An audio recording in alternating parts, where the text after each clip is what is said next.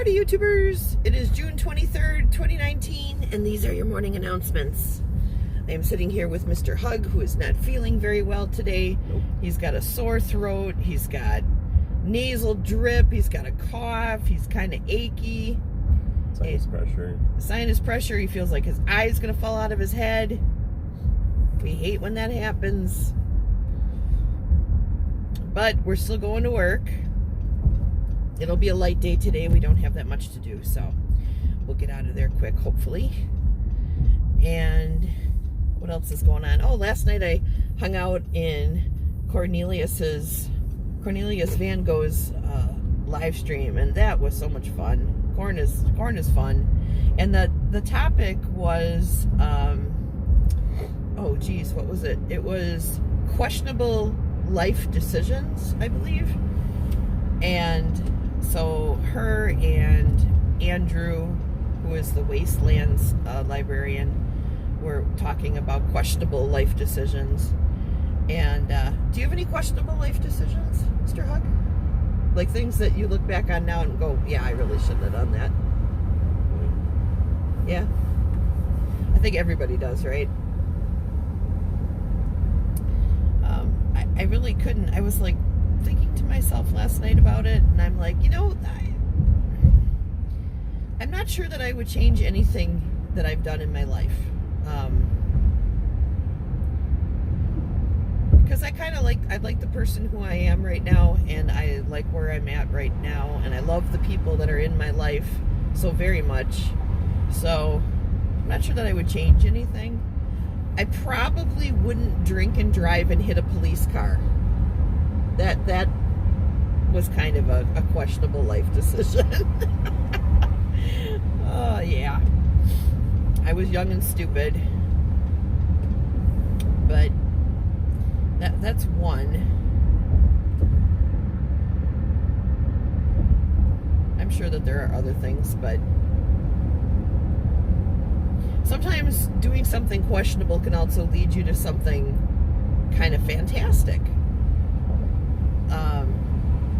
Like, for instance, the way that Rick and I started dating was I asked him out on a dare. My best friend at the time dared me to ask him out. I did. He said yes. And now, how many years later? My gosh, it would be 26, 7, 28, 29, 30, 31, 32, 33, 34? Maybe. Yeah, 34 years later, here we are, still together.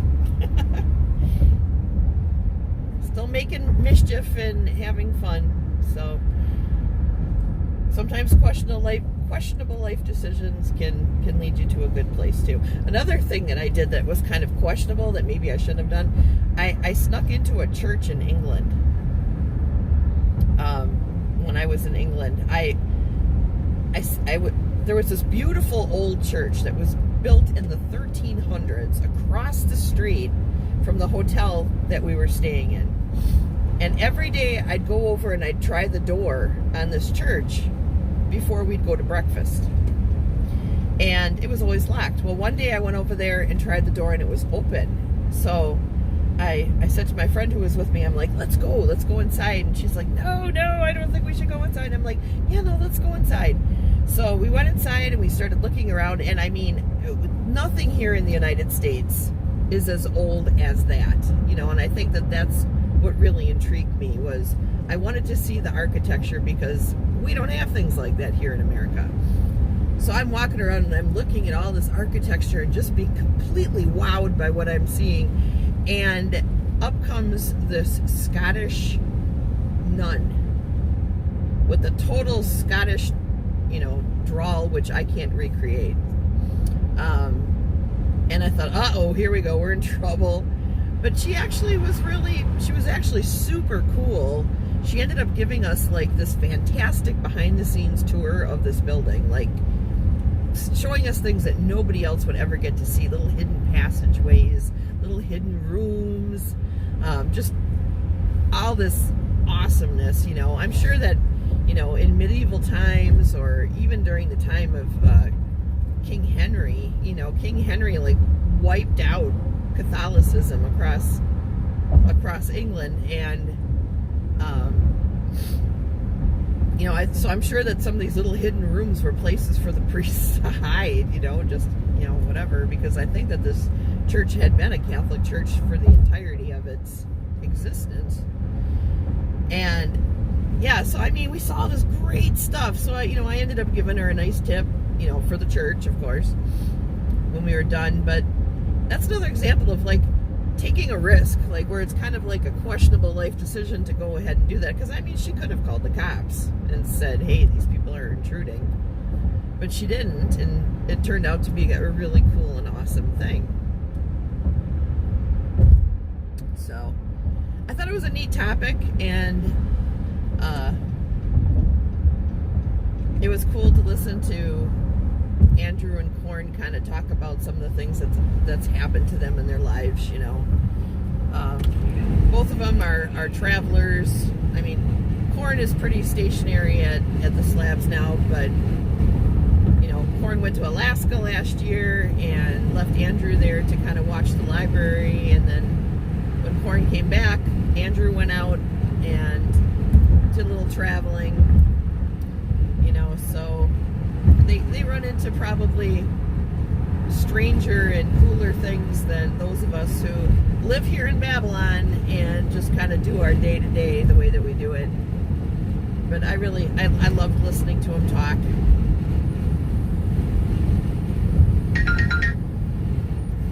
Somebody needs to maybe do a nice contribution to Corn for a better microphone, though. Audio was kind of so yeah, I think a microphone would be awesome.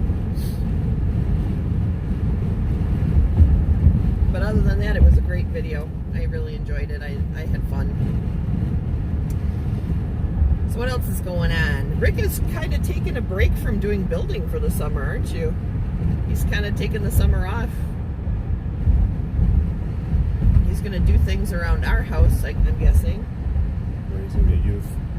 Yes, and we have the youth with us, Ethan, who's been perfectly fine and awesome. No problems. He's alive. We're keeping him watered and fed. Telling him to go brush his teeth at least once a day. Trying to be mom and dad type here. Kids are hard. I always thought that like having a pet was like having a kid, but kids are hard. They talk back. Ethan doesn't talk back to us though. He's a good kid.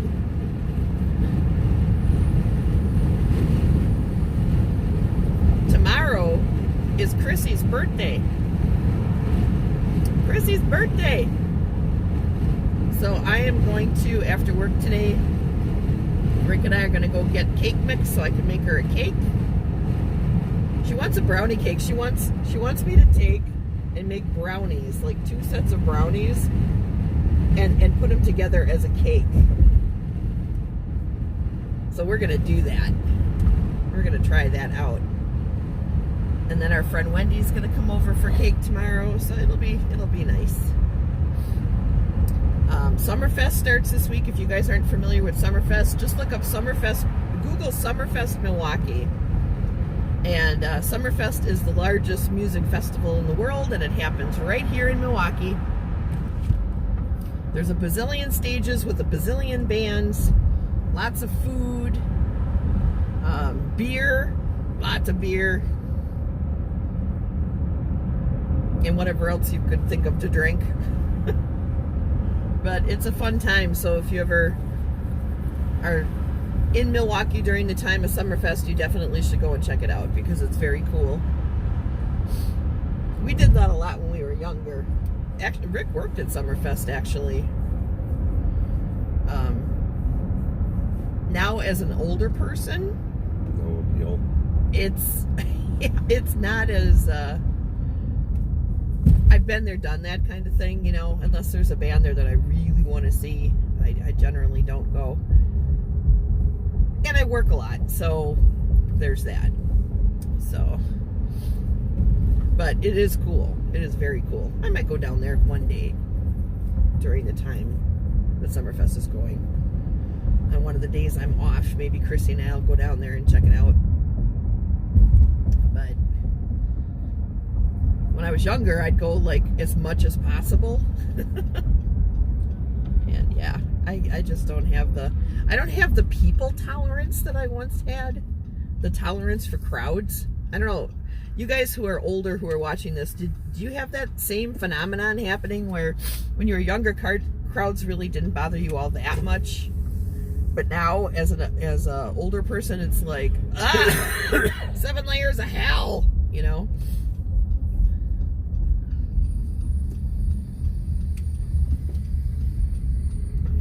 I do love world music, though. And if there's one reason to go, it's to see all the different world music bands. You know, I love hearing different genres of music from all over the world. I think that that's so cool. Don't go that way. Why? Because the road is closed. Oh, why'd they do that? I don't know. It's been like that for a few days. That's why I went this way yesterday when I drove up this way. So anyways, thanks for watching, you guys. I love you. Mwah. You guys have a great day. Take care. Bye-bye.